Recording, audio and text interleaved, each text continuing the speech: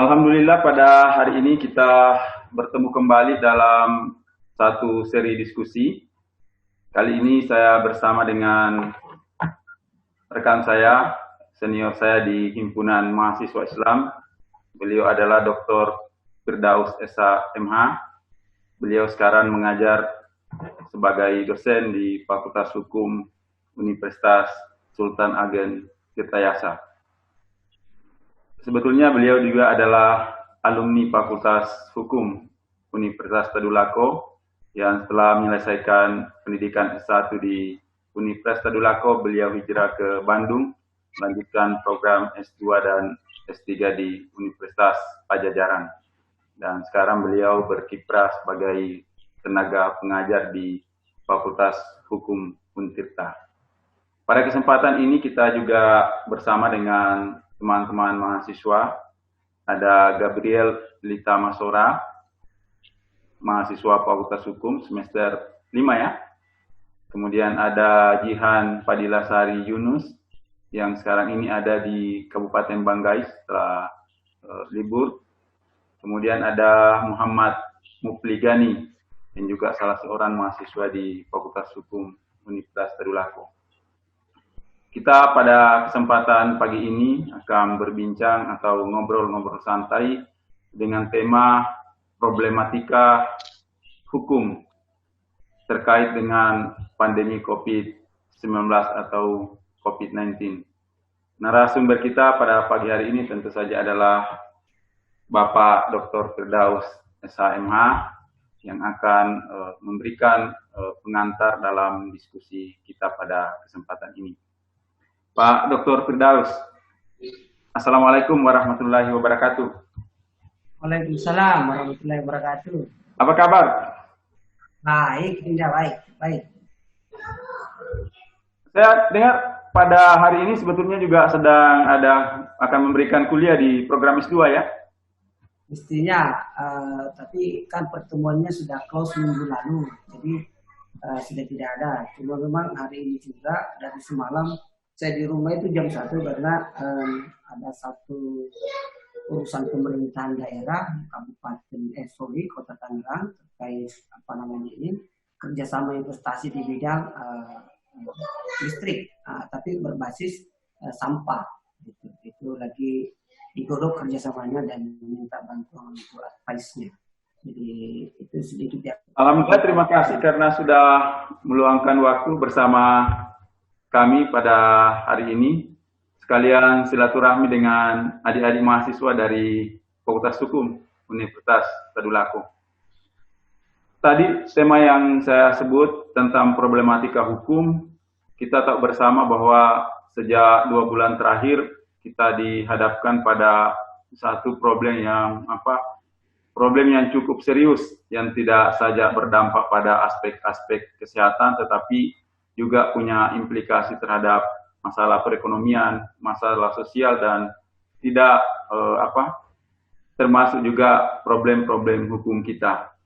Nah, menurut pandangan atau kajian dari Pak Firdaus, kira-kira bagaimana hukum kita bekerja untuk mengatasi persoalan-persoalan yang ada sekarang? Kita ambil contoh misalnya seolah-olah kebijakan antara pemerintah pusat dengan pemerintah daerah itu kurang berjalan maksimal. Pada aspek yang lain kita juga melihat beberapa undang-undang yang sebetulnya relevan untuk mengatasi persoalan ini, tetapi itu kemudian tidak diterapkan. Misalnya karantina wilayah yang sudah disediakan sebagai salah satu instrumen yang bisa dimanfaatkan oleh pemerintah, tetapi karena hambatan dan kendala tertentu itu menjadi tidak dipakai oleh pemerintah. Sehingga yang digunakan sekarang itu adalah pembatasan sosial berskala besar, bukan pakai istilah karantina wilayah. Nah, berarti ini mengindikasikan kepada kita bahwa sebetulnya ada piranti-piranti hukum yang tersedia, tetapi kemudian tidak dimanfaatkan secara maksimal oleh pemerintah. Tanggapan Pak Dr. Firdaus seperti apa? Baik, Dinda. Bismillahirrahmanirrahim. Assalamualaikum warahmatullahi wabarakatuh. Alhamdulillah, wassalatu rasa syukur kehadirat Allah Subhanahu wa taala atas segala perkenan, limpahan rahmat, hidayah dan taufiknya sehingga pada pagi hari ini menjelang siang kita masih diberi kesehatan, kekuatan untuk melakukan satu aktivitas yang positif untuk mendiskusikan hal-hal yang sedang terjadi di sekitar kita. Tidak lupa pula kita kirimkan selawat dan taslim atas junjungan yang besar Muhammad sallallahu alaihi wasallam. Amin. Yang akan mengantarkan ajaran-ajaran yang hak untuk kita pada hari ini bisa jauh lebih terhadap dibanding sebelum-sebelumnya. Ini karena tidak lepas dari tuntunannya yang mampu menyatukan antara yang kira-kira rohania dan jasmania sebagai satu kesatuan sistem dalam kerjanya kehidupan dunia ini. Baik, sebenarnya ini ya keinginan saya untuk bergabung selain silaturahmi, ya bagaimanapun ini momentum yang tepat, ada situasi yang banyak di rumah, dan saya pandang ini peluang ya, karena bagaimanapun kita sama-sama LK1 dulu di masa lalu ya, LK1 di HMB, kemudian sama-sama beraktivitas di Fakultas Hukum. Saya juga mahasiswa Fakultas Hukum, sama-sama kemudian di cabang, cuma perjalanan waktu kemudian kita terpisah. Ya, tiba-tiba saya tarik masuk ke pengurus besar di Wasekjen setelah menjadi ketua umum dan Cabang Palu, kemudian dapat beasiswa S2 di Bandung.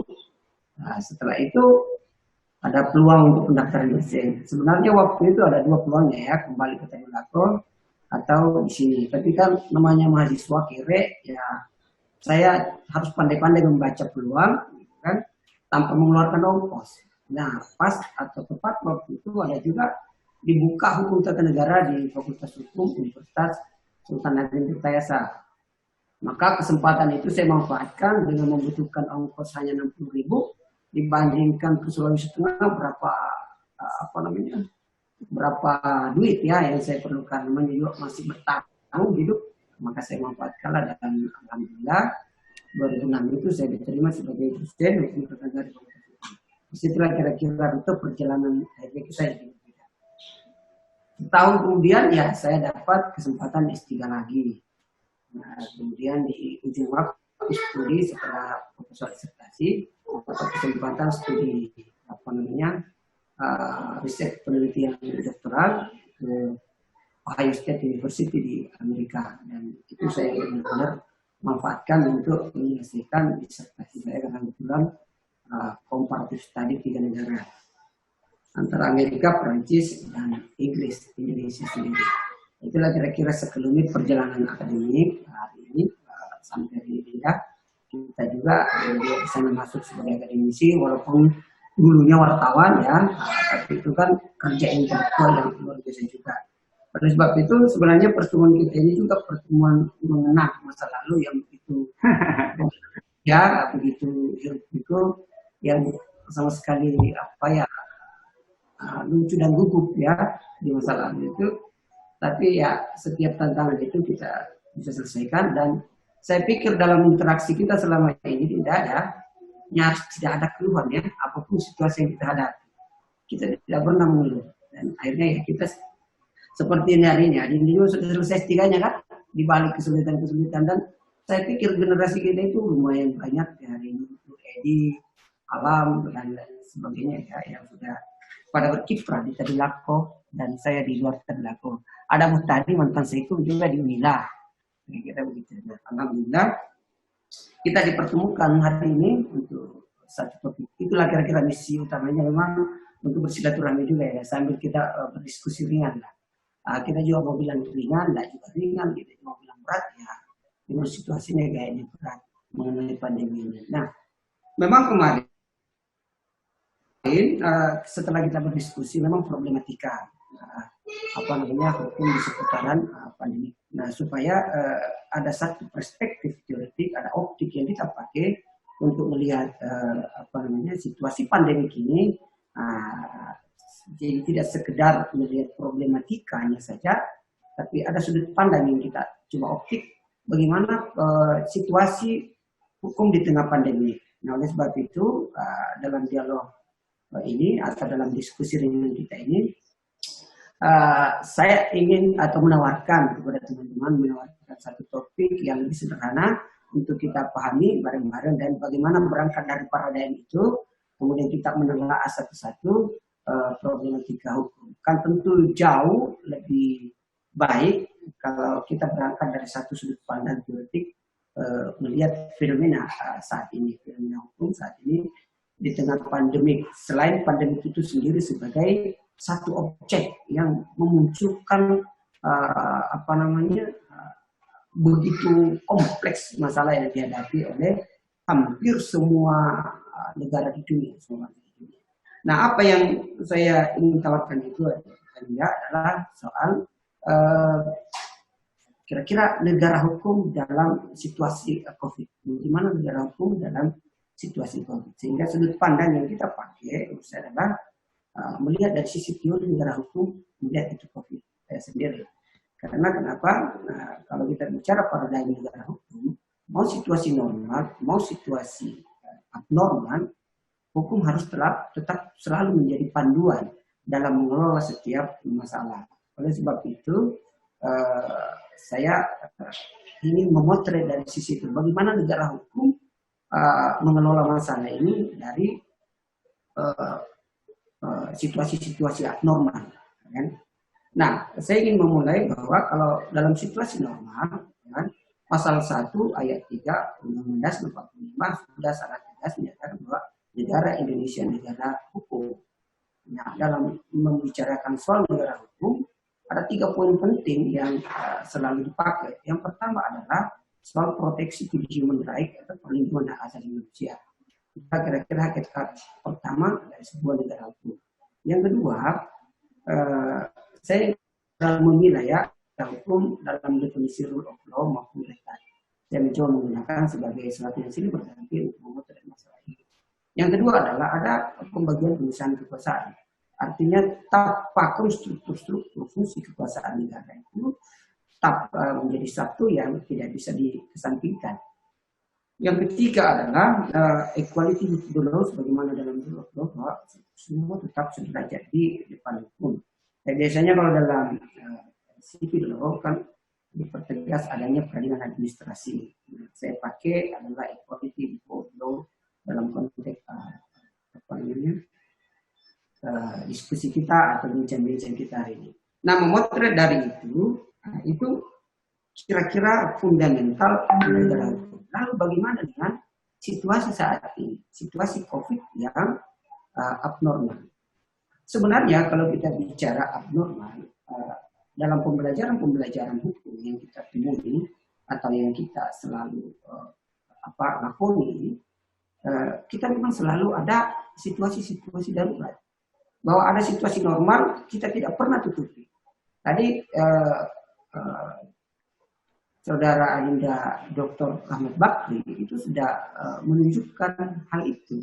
Bahwa sebenarnya di setiap hukum-hukum yang lahir itu selalu ada klausul-klausul yang mempersiapkan keadaan normal. Karena keadaan hukum itu memang umumnya selalu mengatur dalam situasi normal. Tapi banyak hal yang memang tidak bisa diprediksi saat undang-undang itu dirancang.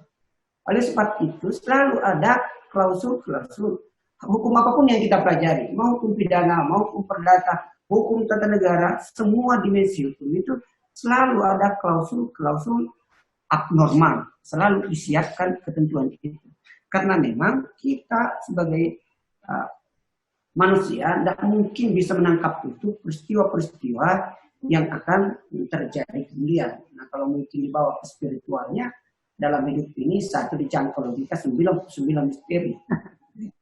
Sama COVID hari ini kan, kita tidak pernah prediksi bahwa akan ada satu pandemi COVID yang luar biasa yang menghantam seluruh permukaan jagat bumi, ya, yang kemudian merubah tata kehidupan, tata keadaban umat manusia dalam berperilaku hari ini. Yang sebelumnya normal-normal saja, sebagaimana situasi yang kemudian bangkit. Ya kan, bagaimanapun kita tahu manusia adalah hewan sosial, ya kan. Jadi tidak bisa hidup dia tanpa berinteraksi dengan manusia-manusia lainnya. Nah, bukan main dengan pembatasan hari ini akibat COVID. itu impak atau dampaknya itu sangat luar biasa dalam semua sistem kehidupan yang kita hadapi. Nah, baik saudara-saudara, teman-teman yang ada dalam forum ini, adik-adik mahasiswa yang apa namanya, ya ini baru kali pertama ya, ada Gabriel, ada Jihan, ada siapa namanya, Mufli. Ya, ini mahasiswa S1 ini atau di? Ya, mahasiswa S1. Mereka juga mau diskusi, mau mungkin ada pertanyaan untuk Kanda Firdaus. Nanti mereka. Ya. Baik, tidak apa-apa. Nah, oleh sebab itu, situasi darurat ini di dasar saja, di konstitusi saja, situasi darurat ini disebutkan. Satu di pasal 12 mengenai keadaan bahaya, kemudian kedua di pasal berapa itu 22 ya kalau saya tidak salah mengenai keadaan darurat dan dimungkinkannya mengeluarkan perpu setingkat undang-undang. Jadi memang disiapkan peranti-peranti itu. Nah, Arinda Dr. Ahmad Bakri tadi sudah menyebutkan bahwa sesungguhnya undang-undang yang sudah ada penanggulangan bencana, ada umpamanya karantina wilayah, ada tentang undang-undang wabah, ada perpu, ada wabah, semua sudah menyiapkan. Di keuangan negara pun juga sudah disiapkan dalam keadaan tertentu bisa tidak mengikuti. Ya karena memang di pelajaran umpamanya di hukum administrasi yang kita pelajari seperti dalam hukum bahwa ada namanya free air machine atau ada disebut dengan discrimination power. Demikian itu dalam situasi-situasi materi yang memungkinkan. Segala situasi.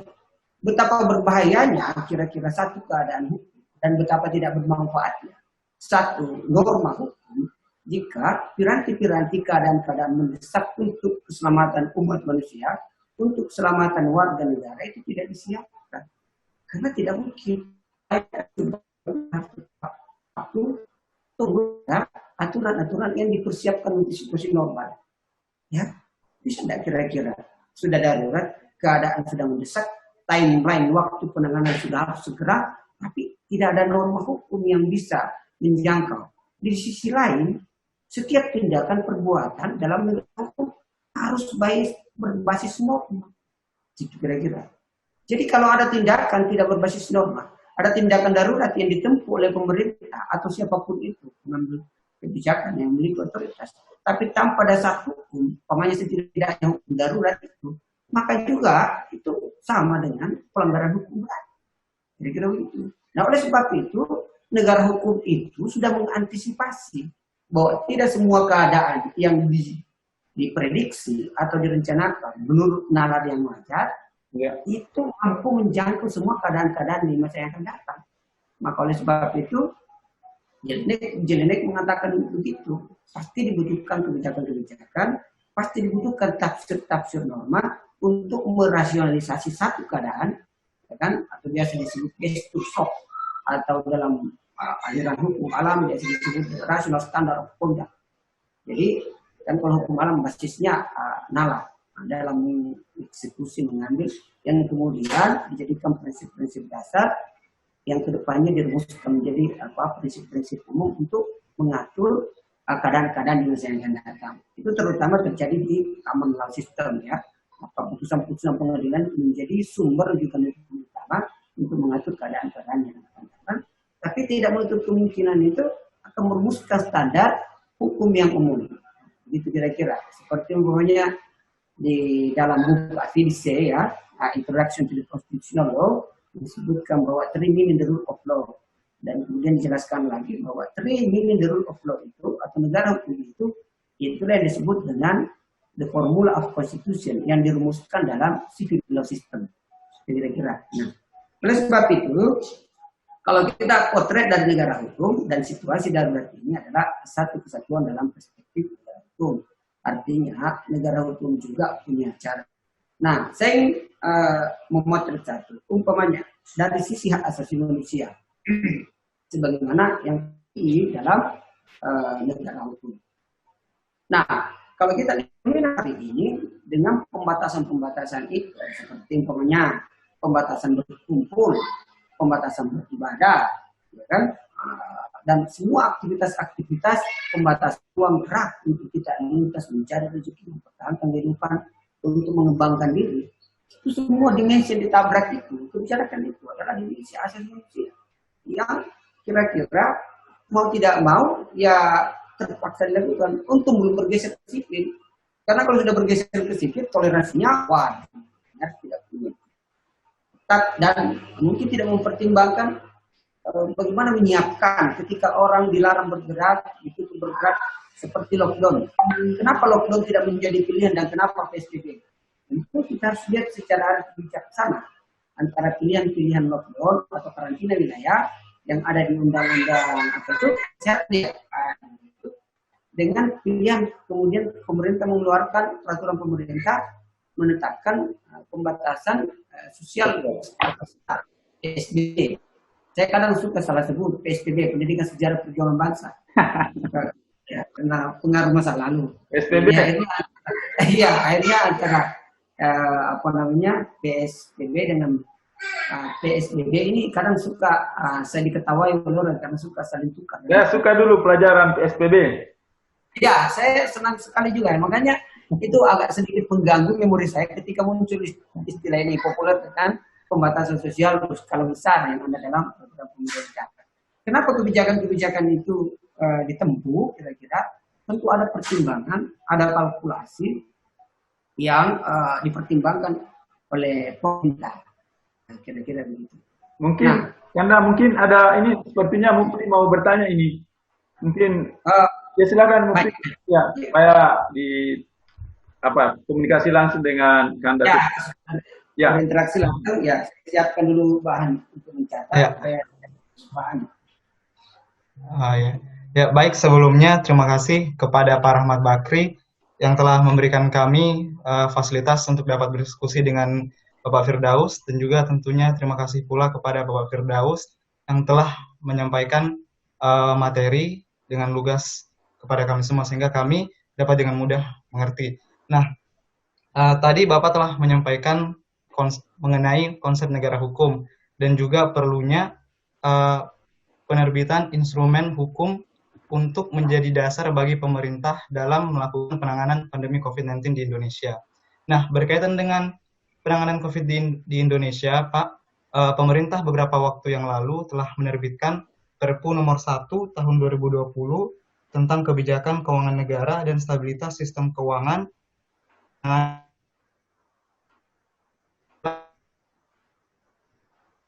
Undang-Undang nomor 21 selain peraturan pemerintah nomor 21 tahun 2020 tentang PSBB.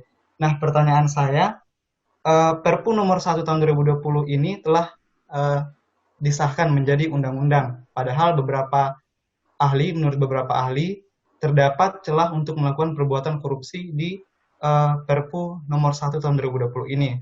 Contohnya, di pasal 27 ayat 2 dan 3 disebutkan bahwa di pasal 27 ayat 2 disebutkan bahwa pejabat yang berwenang dalam hal ini pejabat dari OJI dan juga pejabat Kementerian Keuangan dalam melakukan tindakan penanganan COVID-19 itu tidak dapat dituntut baik secara pidana maupun perdata jika melakukan tindakan dengan didasari oleh itikat baik dan juga didasari oleh ketentuan peraturan perundang-undangan yang berlaku. Sementara dalam ayat 3-nya disebutkan bahwa peraturan perundang-undangan Perpu ini jika ada perbuatan yang dilandasi daripada Perpu nomor 1 tahun 2020 ini itu tidak dapat dijadikan objek gugatan yang dapat diajukan ke Pengadilan Tata Usaha Negara. Nah, dua ayat dalam pasal 27 ini yaitu ayat 2 dan 3 dinilai oleh beberapa ahli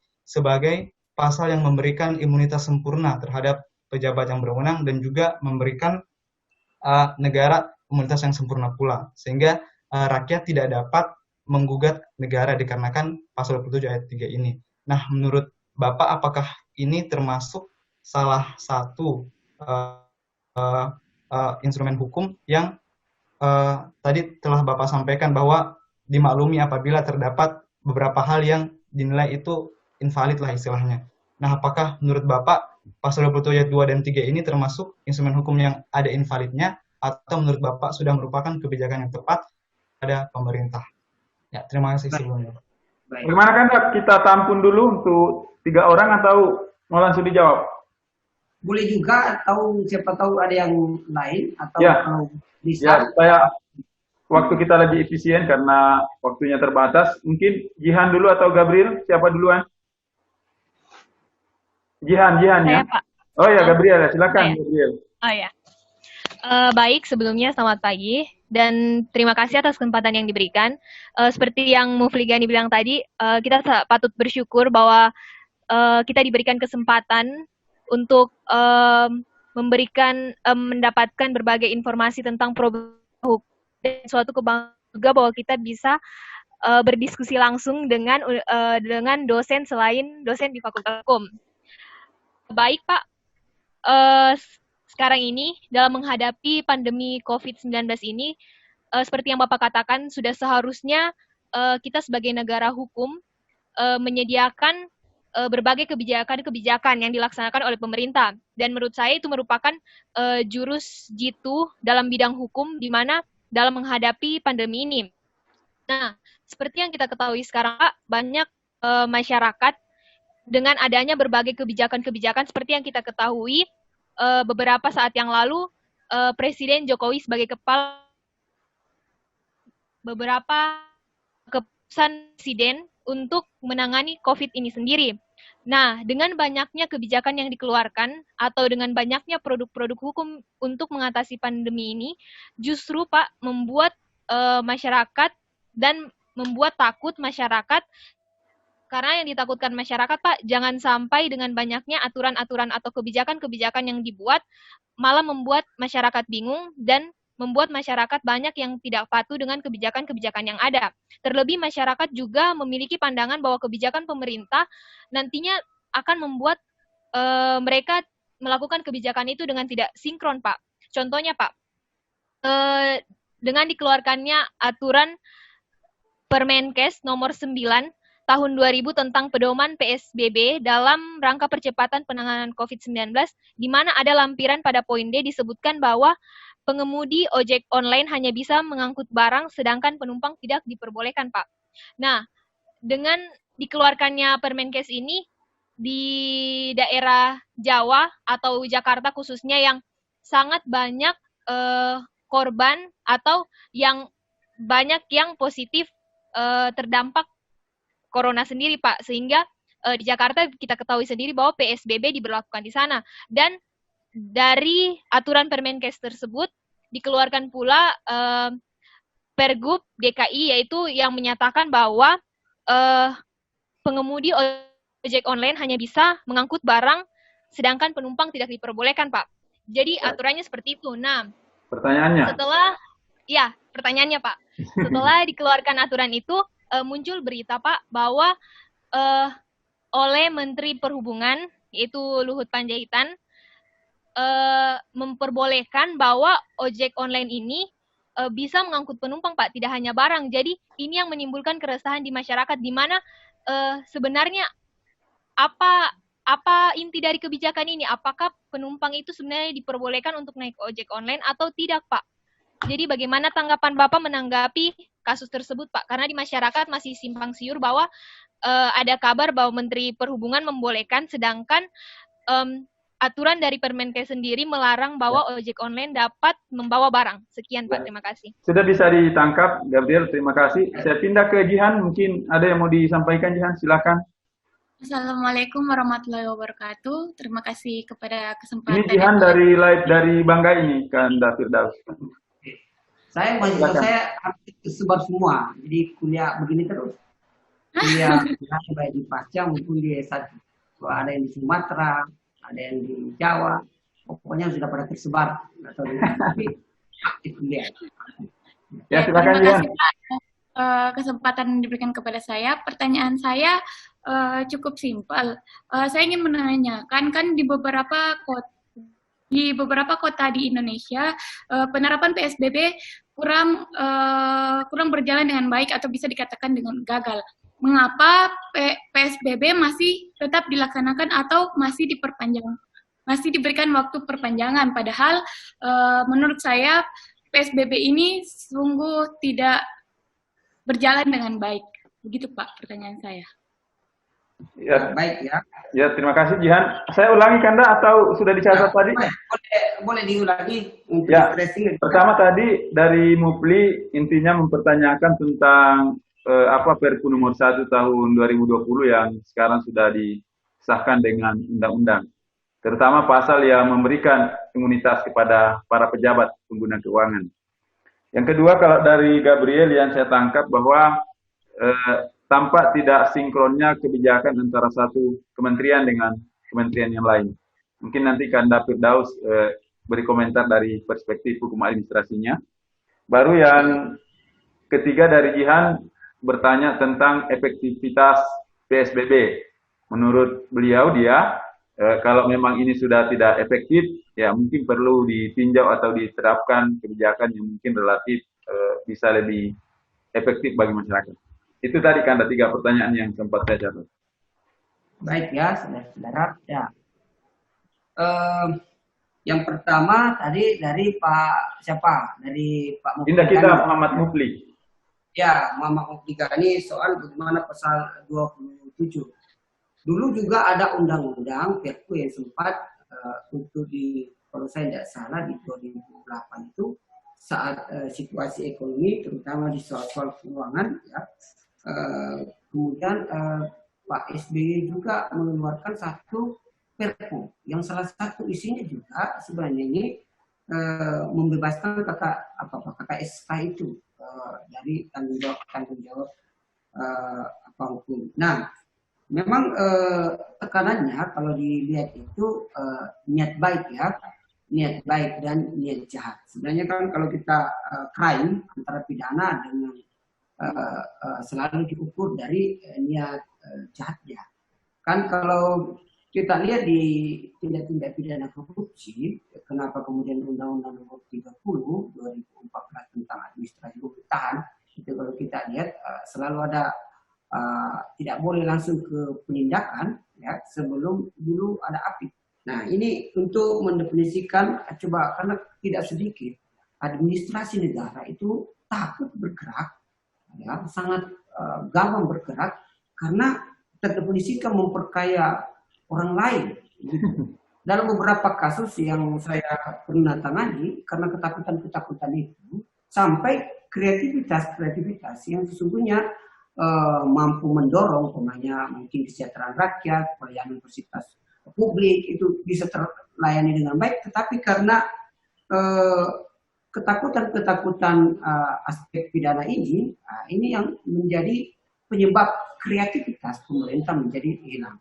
Nah, kita coba dari situ memotret dari hukum administrasi ini yang coba dibangun bagaimana sisi administrasinya dan dipilah antara administrasi dan pidananya. Kita lihat ke pasal ini. Ada penekanan sepanjang itu dilakukan dengan niat baik. Dalam hukum perdata, ya bahkan kemarin ada sempat mengajukan kepailitan, mau mengajukan sebuah perusahaan juga di pengadilan niaga untuk dinyatakan pailit. Kan? Tapi ini orang ini sudah menyiapkan semuanya bahwa modalnya sekian akan memberikan sekian, tapi tawarannya sekian. Dia mampu menjelaskan itu. Akhirnya memang dia punya hutang, tetapi karena niat baiknya, bukan niat jahatnya untuk diludupkan, membawa lari atau menggelapkan uang itu, maka dan mampu memang dipertanggungjawabkan di pengadilan, maka permohonan untuk dinyatakan pailit oleh pihak yang lainnya itu ditolak oleh pengadilan. Nah, ini tekanan niat baik sebenarnya ini adalah satu prinsip. Mungkin kalau kita menghilangkan niat baik, karena kan begini, yang dimaksud penyalahgunaan itu, kalau kita mau definisikan, kan melaksanakan sesuatu urusan berdasarkan peraturan perundang-undangan atau sesuai dengan kewenangannya saja, tapi di dalamnya tersimpan niat insun mendomplengkan kepentingan pribadinya, mencari keuntungan untuk pribadinya di balik tindakan-tindakan jabatan, itu sudah bisa disebut penyalahgunaan. Sekalipun prosedural semua. Ya. Nah, apa bedanya dengan penyimpangan kewenangan? Penyimpangan kewenangan sebenarnya itulah yang biasa disebut ultra vires atau kemudian disebut kebijakan. Kenapa?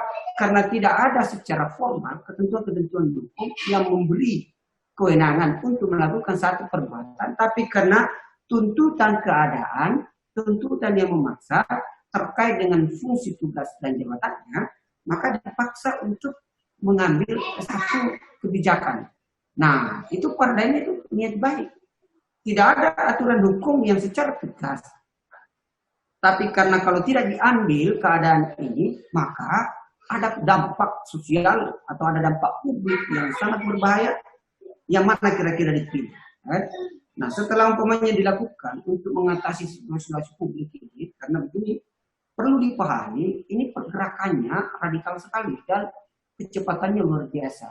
Nah, kalau kita mau menggunakan cara-cara membutuhkan rapat-rapat koordinasi antara instansi yang melibatkan lembaga negara yang prosedural itu dalam situasi-situasi darurat baru mengambil kebijakan. Nah, kita bisa lihat sendiri langsung saja tadi ya, kenapa kira-kira kembang kempis keadaan itu? Karena memang banyak sekali keadaan-keadaan yang muncul yang unpredictable. Kita pilih opsi kebijakan ini, ternyata efeknya ini. Kita pilih ini, efeknya ini. Karena memang namanya situasi yang unpredictable agak sedikit sulit. Nah, kebijakan apapun yang ditempuh tidak ada yang sempurna dalam situasi keadaan seperti ini. Jadi kalau menuntut sempurnanya kebijakan dalam situasi seperti ini, waduh, repot, kita dalam keadaan tidak normal. Itu banyak orang yang meninggal. Kita sudah yang terinfeksi sudah hampir masuk ke 17.000. Masih mending kita, Amerika sudah mendekati 70.000 yang meninggal. Bahkan perkiraannya kalau gagal menangani 200.000. Kita sudah di 1.000 lebih. Ya mudah-mudahan itu angka valid. Siapa tahu sebenarnya banyak yang di sana yang tersembunyi. Cuma mungkin supaya jangan takut ya ditutup-tutup dikit. Ya kan? Atau ya saya nggak tahu lah. Nah, itu soal data ya. Kevalitan data tentu ada lembaga-lembaga yang berwenang. Jadi kalau ada kegamangan-kegamangan itu karena choice. Nah, dalam situasi-situasi darurat yang kira-kira dampaknya ketika kita pilih ini, pilih lockdown, kira-kira bagaimana dampaknya? 12. Apakah memang bisa teratasi? Nah, pilih PSBB, bagaimana? Artinya pembatasan berskala besar, tapi dimungkinkan sedikit. Atau pilih, umpamanya darurat sipil yang sama sekali nggak boleh bergerak dengan menggunakan kekuatan, kekuatan kekuasaan. Apakah itu menggunakan polisi, aparat keamanan, dan lain sebagainya. Nah, kan? Nah, di sisi lain, ada dilema besar. Kan? Nah, yang bisa asesmen di lingkungan besar itu masing-masing negara. Seperti kita ini, anggaplah diri kita ini masing-masing negara. Ada negara jihad, ada negara Muhammad. Ini analog saja. Karena menurut subjek negara ini kurang lebih sama kira-kira. Anda semua bisa mengukur kekuatan ekonominya. Berapa lama bisa bertahan menghadapi situasi ini.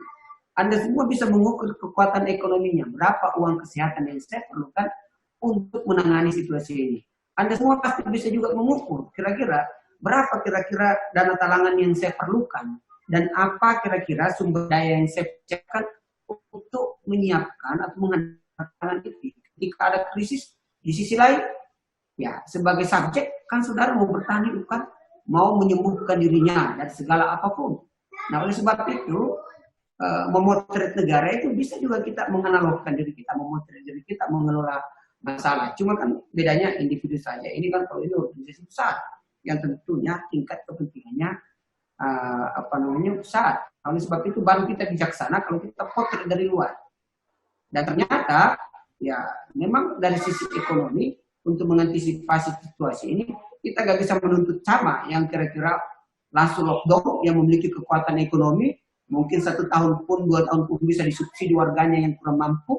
Ya, kalau kita coba berani mensubsidi berapa angka kemiskinan yang muncul kira-kira ke depan pasca ini dan situasi recovery berapa ya kan hari ini kan berapa yang dirumahkan berapa yang di PHK. Nah oleh sebab itu recovery-nya ini juga tidak pasca ini akan muncul masalah-masalah baru ya kan. Sekarang kebijakan umpamanya dari sekian rakyat Indonesia yang utang baik motor mobil apa atau kredit ditunda kan sampai masa pandemi. Setelah itu kan menggenjot pertumbuhan ekonomi masing-masing, aktivitas masing-masing juga ini berat. Nah, oleh sebab itu, nah ini soal tafsir kira-kira bahwa ada niat baik. Nah, jika ada niat buruk di balik itu berarti dia tidak bebas. Kan? Tapi bahwa umpamanya dia mengambil kebijakan dan lain sebagainya, distribusi dan lain sebagainya, tapi ada yang mengambil keuntungan di balik itu, diri sendiri itu jahat. Oleh sebab itu antara tidak bisa dipidananya kan ada klausul sepanjang niat baik. Oleh sebab itu dalam pembuktian pengadilan bukan tidak mungkin mereka akan dipenjarakan jika mampu dilihat niat buruknya, niat jahatnya, lainnya memanfaatkan keadaan itu. Tidak bisa lepas di pasal 27. Kalau kita baca utuh ya, menurut saya. Sehingga yang paling penting dalam menghadapi situasi COVID ini, ya memang kemauan kita untuk membaca semua aspek berhidupan bersama ini. Semua hal. Kira-kira. Dari awal saya sudah buka bahwa pembatasan itu sudah menabrak negara hukum yang pertama, asasi manusia. Tapi ada kepentingan lain soal nyawa yang hendak diselamatkan bersama. Gitu kan? Nah, maka ini dibatasi sementara waktu. Insya Allah sementara waktu. Ya kan? Karena semua kan ada bahasa COVID. Berarti kalau kita bicara, mungkin sekalipun itu sudah ditetapkan undang-undang, tapi karena bahasa-bahasa COVID yang kemudian mengubah keuangan negara, terutama APBN, mungkin kita lihat dalam tempo COVID itu setelah selesai COVID tidak bisa lagi pakai jurus-jurus darurat itu. Karena kan jurus darurat yang memang kadang melakukan akrobat. Kita juga tidak bisa terlalu menjudge pemerintah kita bahwa dia melakukan jurus akrobat karena memang dilema-dilema di antara kebijakan yang harus ditempuh dan di sisi lain jauh lebih baik ada kebijakan dibanding tidak ada. Jauh lebih berkepastian ada keputusan dibanding tidak ada. Ya, dibanding tanpa keputusan. Coba bayangkan kalau Anda digantung, coba. Anggaplah dalam hubungan, Anda sudah menyatakan perasaan nanti ya, oh itu digantung. Waduh, nilai keadilan Anda itu hancur sebagai manusia. Kan dalam adagium hukum itu dinyatakan justice delay, justice denied. Justice denied mengorbankan hak atas waktu orang untuk memanfaatkan haknya. Itu justice destruction. Itu kan begitu. Mana nyaman kira-kira? Dikasih kepastian tanggal sekian, bulan sekian, saya akan menikahi ente. Dibanding tidak ada kepastian. Enggak jelas kabur. Ya kan? Lebih baik ada kepastian. Ada kepastian, Pak. Tapi tiba-tiba ada situasi darurat. Kita tidak bisa karena ada corona. Mau apa lagi? Kita kalau begitu, sebagai bentuk jaminan kepastiannya, kalau begitu, ya kita nikah online lah umpamanya atau apa sarananya kira-kira kan begitu. Jadi Kanda itu terhubung tadi dengan pertanyaannya Gabriel yang menjadi problem di pemerintah juga. Ini kadang-kadang satu kementerian itu mengeluarkan pernyataan yang mungkin tidak bertentangan tetapi seolah-olah menegasikan kebijakan dari sektor atau kementerian yang lain. Baik, sebenarnya kalau kita lihat situasinya, struktur penanganan COVID ini sudah ada.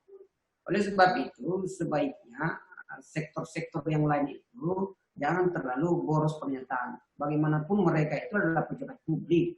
Oleh sebab itu, berikanlah yang diberi kepercayaan pemerintah untuk menanggapi semua urusan-urusan publik. Hari ini kan gugus penanganan COVID itu kan sebenarnya wakil pemerintah. Siapa saja dari pemerintah di semua sektor itu terfokus ke situ. Oleh sebab itu, kalau mau melihat kebijakan itu, ya harusnya ke situ. Jadi satu pintu keluar supaya ada kepastian bagi warga negara menerima informasi. Jangan menteri ini mengeluarkan ini. Sudah gugus penanganan COVID juga menyampaikan begini. Menteri Kesehatan juga begini. Kan nggak elok banget ya satu struktur tapi kemudian mengeluarkan pernyataan yang berbeda-beda. Tolong dipahami bahwa ini adalah institusi negara, berarti setiap pernyataannya official resmi dan itu adalah bisa dikatakan sebuah keputusan. Nah, kalau umpamanya tiba-tiba lain-lain lagi, kemudian bisa dibayangkan bagaimana dibawa. Hari ini kiri, besok kanan, coba bagaimana kacaunya. Kan kalau kita hitung durasi kemudian kita tarik-tarik begini saja, ya. Jadi saya juga mohon kira-kira kepada pejabat itu jangan terlalu obral statement.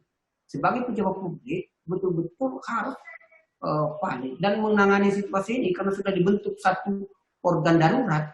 Semuanya lewat itu saja pintunya. Tolong di bidang transportasi begini, tolong di bidang kesehatan begini, tolong di bidang kebijakan ekonomi begini, gitu kan? Jadi ada juru bicaranya. Jadi apa-apa yang harus kolektif kolegial, masing-masing urusan berbicara, tingkat kepentingan ekonominya umpamanya kalau ojek itu tidak boleh ngangkut orang. Ya karena memang standar kesehatannya begitu. 2 meter jarak harus. Nah kalau boncengan kira-kira memenuhi jarak 2 meter. Kira-kira begitu. Nah kenapa diistilahkan PSBB? Artinya ada ruang-ruang sedikit untuk bergerak orang-orang tertentu. Tapi kalau umpamanya sudah darurat sipil, nggak ada yang bergerak. Mau siapapun yang bergerak, close. Nah bagaimana? Padahal mungkin di sebagian orang-orang kita banyak yang memiliki tugas-tugas publik yang memang harus melayani, ya kan? Seperti umpamanya tenaga kesehatan. Dan kan banyak urusan-urusan publik lainnya, begitu. Saya termasuk itu kan tadi terhubung dengan yang disampaikan Jihan bahwa dalam terkait dengan pemberlakuan PSBB ini kan kadang-kadang di tiap daerah itu kan berbeda-beda dan implementasi di setiap kultur masyarakat itu kan tidak boleh disamakan antara mungkin satu masyarakat di satu tempat dengan di tempat yang lain. Nah, artinya bahwa PSBB ini juga karena menyangkut pembatasan itu punya implikasi sosial terhadap kultur masyarakat yang ada di situ. Mungkin kalau dari aspek sosiologi hukum bagaimana menjelaskan itu? Nah, itulah tugas-tugas kita supaya kebijakan efektif. Itu menjadi tugas kita bersama untuk saling mengingatkan. Karena kan kenapa? Saat terkena, risikonya itu ketika berinteraksi, itu loncatannya itu luar biasa. Nah, ini kan yang mau dihentikan. Kenapa ini mau dihentikan? Karena kenapa? Kalau ini sampai meluas, kira-kira kita potret dari sisi kesehatan. Berapa kemampuan paskes kita, fasilitas kesehatan kita untuk menangani. Nah ini di sisi lain nyawa manusia. Kita kan tentu tidak mau seperti Ekuador yang luar biasa. Orang meninggal nggak bisa lagi ada yang tolong, ada yang tangani. Kemudian di pinggir jalan saja begitu. Sehingga betul-betul kembali ke hukum alam. Siapa yang bisa bertahan berlanjut hidupnya, siapa yang tidak bisa ya silakan mati. Dan otomatis kan itu akan menyebabkan penyakit baru. Nah, apakah kita mau semua kira-kira begitu mati bareng-bareng? Boleh, tapi jangan tuntut pemerintah ya. Kalau maunya begitu kira-kira. Kita pokoknya terserah. Jangan kemudian tidak mau berkelakuan tapi pandai menyalahkan. Maksud saya energi positif kita, otak positif kita ini harus betul-betul dipasang di mana-mana. Kita jangan mudah terprovokasi. Kita betul-betul harus valid dengan semua informasi yang kita punya. Kita juga harus menelaah semua informasi yang kita dapatkan, ya kan? Ingat, ini situasi darurat, ada batas waktunya, lewat batas waktunya, semua hukum-hukum darurat itu tidak berlaku lagi, kan? Jadi itu saja. Jadi jangan dibayangkan akan nanti berlanjut. Coba kalau umpamanya di sini tidak, tapi ada etikat buruknya masuk dia, kan? Jadi ditekankan kan sepanjang dia beretikat baik. Orang saja bisa dibebaskan dari utangnya karena etikat baiknya, kan? Ada yang berutang ke kita, datang dia ngomong, waduh saudaraku ini saya betul-betul ini keadaan saya ini lumpuh, ini terbakar, ini terbalik, ini bagaimana? Oh ya, oke, kita longgarkan. Bunganya nggak ada sampai batas sekian, kira-kira begitu. Atau mungkin karena bijaknya kita, karena etikat baiknya, kita memang dia tidak bohong. Kalau dia bohong berarti ada jahatnya. Dia jujur, fair apa adanya dalam situasi ini. Kita lihat secara telanjang mata bahwa memang keadaannya begitu. Ya, oke lah. Ya demi kelanjutan kehidupanmu saya bebaskan utangmu. Ya kan? Nah, dalam situasi begini, saudara-saudara, kita sangat juga mungkin. Kita lihat kan di lingkungan sosial kita. Ada kelompok masyarakat tertentu, profesi tertentu, yang dari sisi ekonomi itu tidak mampu. Tapi ya kalau kita punya sebagian rezeki, tidak apa-apa lah. Kita beli berapa beras, berapa Indomie, berapa minyak. Kita inisiatif, kemas sendiri, kita sasar kelompok mana saja yang kira-kira perlu kita beri. Ya itu kan dari sisi hukum tidak ada perintah itu. Tapi dari sisi moral, ya kan sisi sosial kita juga amat penting untuk itu, untuk membangun optimisme. Karena kalau bukan optimisme Adinda ini, kan tidak mungkin sampai hari ini. Karena dulu di masa kuliah seperti Anda, sendal jepit aja susah dibeli. Ya kan? Sepatu itu sudah cap buaya, nganga begini kan. Ya karena kita bisa beli sepatu. Tapi kan di hati dan pikiran kita terpatri bahwa keadaan ini harus diubah. Dan kita dibekali semua oleh Allah Subhanahu wa Ta'ala akal, pikiran. Tidak ada yang tidak diwariskan oleh akal. Dan kalau ini dimaksimumkan, yang satu ini untuk mencapai 99, yakin. Tapi kalau hanya kau letakkan yang satu ini, kau dewakan yang satu ini, tidak kau cari yang 99-nya, maka disitulah kau tidak akan dapatkan rumus pentingnya tentang kekuatan nalar. Nah, gitu.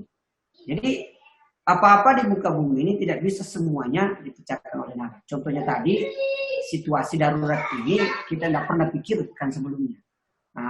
Bahwa akan ada namanya begini. Tapi kita sadar bahwa ada namanya situasi darurat. Ada overmah, gitu kan?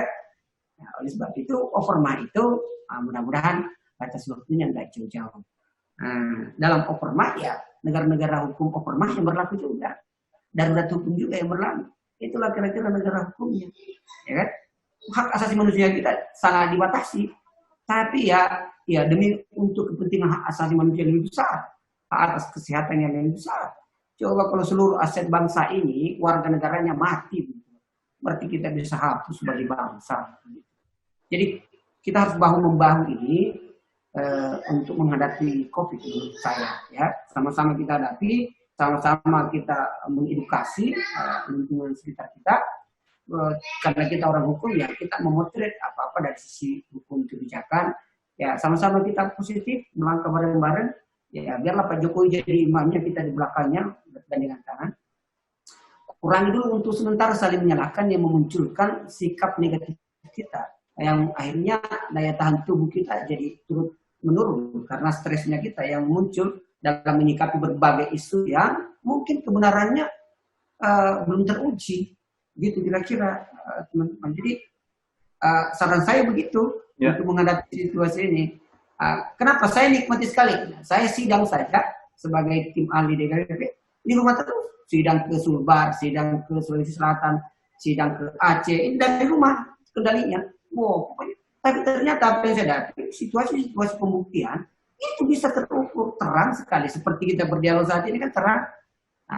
Bahkan jerawatnya, bekas-bekas jerawatnya Adinda Rahmat Bakri itu juga kelihatan. Kayak gitu kira-kira kan. Nah, jadi teknologi ini membalik keadaan. Nah, di tengah kesibukan ini, bahkan mungkin saya tidak akan tinggal lagi di Papua Sidang. Saya kuliah online, seluruh mahasiswa saya yang ada di mana-mana. Kan situasinya begini, di pasca juga begitu, presentasi juga melalui ini. Semuanya saya manfaatkan total. Ya, cuma memang karena ya untuk sementara kuotanya jebol dan itu tidak ditalangi oleh siapapun kan. Ya, tidak apa-apa lah. Itu bagian dari pengabdian ke negara. Insya Allah nanti ada gantinya. Tapi tagihan yang saya jual harus bayar kuota ini itu 1 juta lebih. Jadi 2 kartu halo, 1 XL prioritas itu sampai harus saya beli dana 1 untuk supaya layanan akademik itu tidak terputus dan informasi akademik bagi anak-anak kita itu tetap didapatkan. UTS-nya pun UTS online. Jadi saya berbasis batas waktu. Ini cerita saja bagaimana hak kecerdasannya anak-anak itu harus dipenuhi menurut saya. Jadi juga mungkin bisa lakukan. Saya bikinkan peraturan bagaimana ujian UTS online, UAS online. Saya bikin peraturan sendiri. Saya tampilkan soal satu persatu dan bisa diulangi. Waktu menjawabnya 13 menit. Saya sudah kalkulasi. Saya latihan di rumah menulis. Habis itu langsung di screenshot, di foto. Dalam waktu 3 menit setelah ujian ditutup harus sudah masuk di email saya. Kita saksikan online sama-sama. Siapa yang belum masuk dalam itu dianggap tidak ikut ujian. Jadi kasar khusus semua. Gitu kira-kira. Nah ini share juga untuk hak kecerdasan supaya kita tidak menjadi diam di situasi pandemi. Sangat banyak. Saya justru... Ya, halo? Kayaknya tidak tersambung lagi ya? Jauh lebih pandemi. Oh, masih. Saya bisa menjadi guru TK, saya bisa juga menjadi guru PAUD. Nah, kan anak-anak kalau sudah datang cicil bukunya, sambil mengajari S2, S1 itu sambil mengajari PAUD kalau ada tugas-tugas. Jadi jauh lebih kepala di kaki, kira-kira gitu.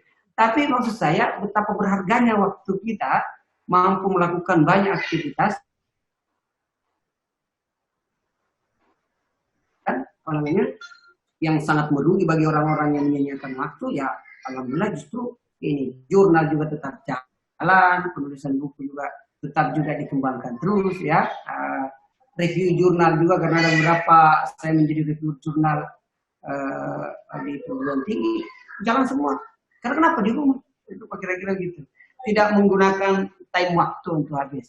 Nah itu positifnya yang harus kita cari tahu. Jangan kita terpaku kemudian seperti adik-adik mahasiswa, jangan terpaku untuk bersemangat untuk terus mengembangkan diri. Karena kan setelah lewat ini masa harus baru kita mau start lagi. Setelah lewat ini lanjut aja begitu, tidak lagi memulai dari awal. Saya evaluasi saat COVID pertama PSBB, ya ini share pengalaman saja. Saat pertama diumumkan, saya evaluasi. Pas masuk 2 minggu tidak ada perubahan. Saya langsung putuskan harus kuliah online. Semua kuliah online. Tahun ini ya jebol, itu harus sekitar 1 juta lebih tagihan kartu data saya. Tapi setelah pakai kartu lokal agak lumayan hemat.